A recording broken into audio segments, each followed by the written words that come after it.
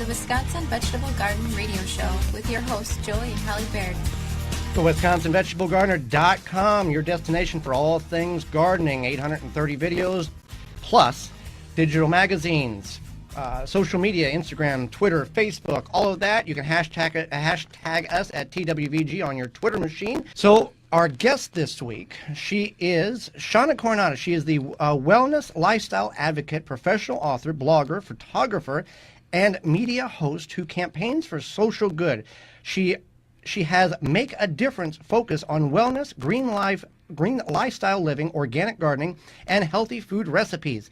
Built to inspire. She also is a TEDx speaker, as well as an author of 8 books. Her latest book, 101 Organic Gardening Hacks, Eco-Friendly Solutions to Improve Any Garden. Welcome to the Wisconsin Vegetable Gardener Radio program, Shawna Corando. Hey, thanks so much. It's nice to talk to you guys once again. Well, it's a pleasure you've taken time out of obviously your very busy day to join us and our listeners to share some of your gardening wisdom with all of us. Absolutely. Happy to help. Well, Shawna, for people who go over to your website, shawnacorando.com, and see all of this activity that you have been doing over the last several years, I want people to kind of know the backstory. You didn't grow up in gardening. There was a certain point in your life where you decided that you needed to make a change. And if you'd share that story with us, because I know there's some listeners out there who are facing or have faced that same situation that you went through. Okay, well, there's a couple different backstories here.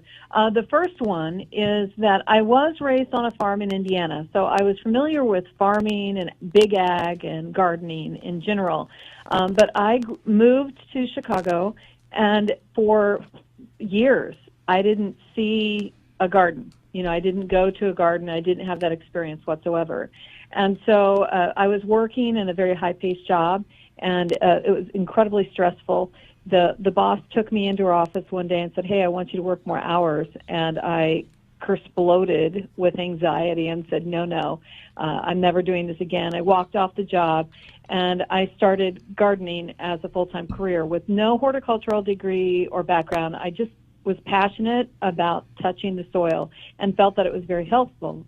And at the beginning of that season, I was taking over a dozen prescriptions a day. By the end of that season, I'd gone down to 2 prescriptions a day and totally changed my life. And that was the beginning of all that I'm doing now. I wrote a book about the experience, and then I started writing a blog, which of course became popular eventually. You know, it started out very slow. I didn't think that there was a future there. And I just kept telling the story of wellness and gardening combined, and then jump ahead many years, and here we are. The second backstory is that in 2015, I was diagnosed with severe degenerative osteoarthritis. That also was very devastating to me because, having that type of pain, it was so much pain that I could barely walk. It's in my spine. There is no cure for this. And so I was quite devastated thinking that I might live with this for the rest of my life. So over the last couple of years, I've been working to find a solution for people that have chronic pain by using a garden, by growing, and also by consuming food that would be anti-inflammatory. And what's happened since I started, remember, I was down to 2 prescriptions a day. One of them was high blood pressure. Now, several years later, I walk 1 hour a day. I eat an anti-inflammatory diet that has lots and lots of herbs and vegetables in it, no grains, and no dairy. My pain is down by 85%. I am off all my prescriptions. I mean, I took high blood pressure meds for 20 years, and living this lifestyle has changed it. So the diagnosis was quite devastating, and I still have an occasional bad day, but overall, I feel better than I ever have in my whole life. And you can't beat that after a diagnosis of, basically chronic pain for the rest of your life. That is fantastic. So you are a front yard gardener. Why do you garden in your front yard? Initially it was because it was the only spot in my garden that was full sun. And my grandmother always told me that you have to grow vegetables in full sun. And so I built a garden that's really a till-free garden.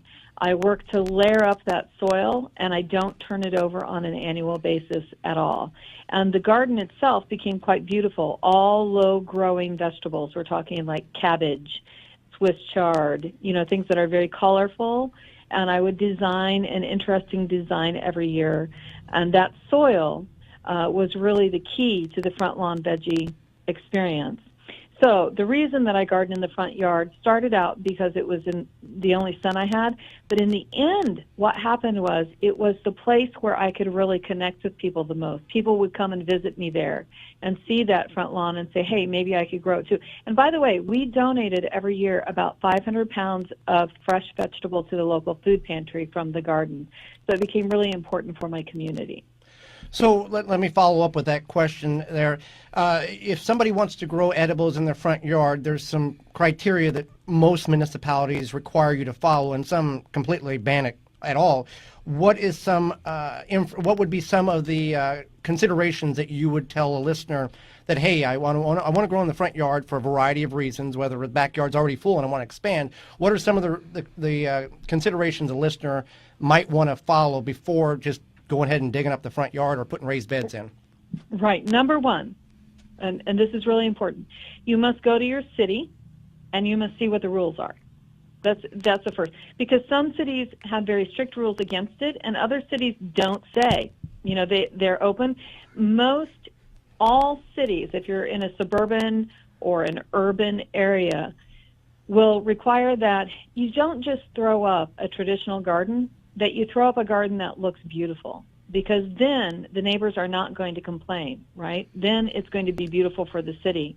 So the focus, I think, should be, whether you're growing vegetables or not, an attractive garden that is not weedy, and also that it is, and maintained well.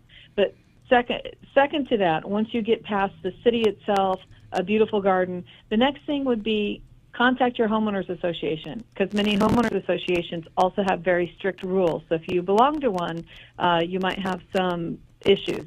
But there are ways to get around some of the rules. For example, if you plant very beautiful ornamental edible vegetables, let's say a bright light Swiss chard and kale, that's maybe dinosaur kale, and those type of plants, they don't even look like vegetables. So many people are planting them up close to their foundation or closer to their foundation in groupings and waves. So they actually look quite beautiful and more like a very traditional design, if you will, like a landscaping design. And that's a way that you can sneak in the vegetables and have them look very attractive and also have them be useful. Great information there. Okay, so for some of our listeners who are interested in gardening but not sure where to start, what is your biggest challenge whenever you decided to start gardening? Oh, well, truthfully, and you ask any experienced gardener this, most of us have killed more plants than we've ever grown. You can't be a gardener unless you've done that, right? Yeah, right. Oh, okay. I am a plant murderer. I truly am. And once you this is very critical to understand, because I think, particularly in the United States, people think that gardening, if you have a failure, that you are a failure. And that's not true. Every failure is a learning experience. Next time you do it better and you do it differently. And so that's how I have applied my experience in my own garden. Every failure is, okay, well, that didn't work, so I'm going to try something different. Now, what that's caused me to do is also be more experimental. So one of the things that I experiment with, for example, is I started growing vegetables in shade to try and find out what vegetables worked successfully in shade and what vegetables did not. And what I found out is that the general rule is no roots and no fruits. A tomato, for example, is a fruit, and if you grow it in shade, it does not produce very well. Same for a potato. A potato is a root. It does not produce very well in shade. But outside of that, all those leafy greens and herbs grow really well. I never learned that from a book. I learned that from practical experience of failing into success. And so I highly recommend that people welcome the fail and try to experiment as much as possible. Now, Shawna, we talked to gardeners from all over the country. What has been your nemesis? What has been the plant that you, whether edible or ornamental, that you have just struggled to try to grow? Ours is cabbage, or ours is cauliflower and broccoli. Just can't grow it. Do you have one of those plants or plants that are just on your list that you're like, I'm done trying?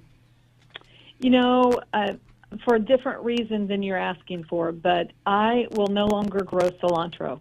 Okay, I love cilantro in cooking, and I'm one of those people. I have the cilantro gene, so I love cilantro. I could eat cilantro raw in a salad, like a whole salad. So I love it so much. But the problem with cilantro is that it flowers too quickly, in my experience. So I plant it, and then it immediately goes to seed. So if you plant the plant. If I plant it from seed, it sometimes doesn't come up because the seeds are so tiny. So sometimes it doesn't make it up to sprout.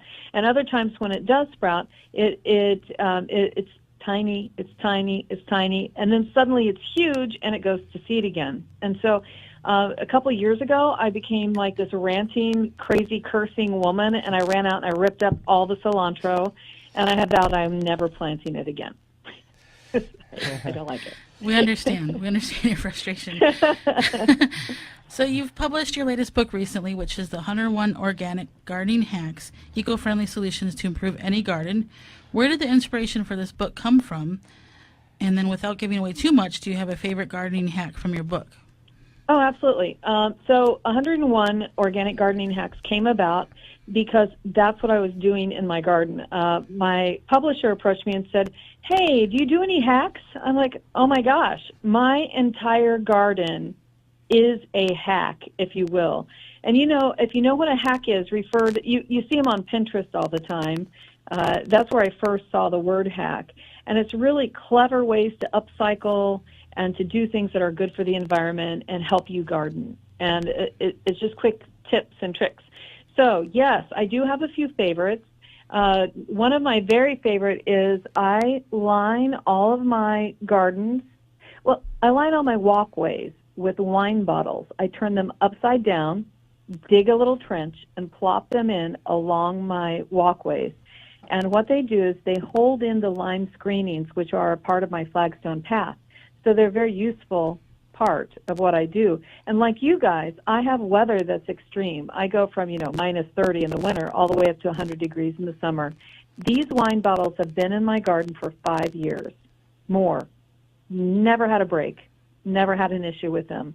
So they're very tough, and they hold up well to the environment. So that's one tip. The other one is similar to this, which is lining your beds with something creative. You go out and you spend a fortune on these bricks from the big stores, the big box stores. And granted, they look very professional, but they're so expensive. I mean, if you have a big garden or expanding garden, it's very tough to line your beds with all this very expensive material. So I started repurposing things I have at home. And even on the cover of the book, it's done in this cute illustration, but I show you photos on the inside of the book. You can see these antique glass insulators that lots of people collect as antiques, but I use them to line the edge of my garden beds. And I do that with other things too. You can use natural materials like bamboo, or you could line your garden beds with interesting items like old car parts and anything that you have that's creative. But the secret here is that you don't want to get things that are way too cluttery, because then your neighbors are going to speak up about that, right? It has to be something that's uniform and attractive. And the wine bottles, the glass, it works really well together. Well, before we let you go, Shawna, where can people find your new book, 101 Organic Garden Hacks, Environmentally Friendly Solutions to Improve Any Garden? You can find my book almost anywhere, Barnes & Noble, Books A Million, Amazon. And if you go to my website, shawnacorando.com, there's a spot on the right you can click right through and order directly. And the good news about the book is it's already in its second printing, and it's been very popular. I am so very excited to see that it's doing well. I think everyone is looking for a quick tip and an easy idea in the garden, and this book does it. And also on your website, you can find your other 7 books as well, as people can get those from there also. Absolutely. Well, Shawna, we greatly appreciate you taking time out of your day to join us and our listeners and share a little bit of your garden knowledge with all of us so we can all be better at growing our own food.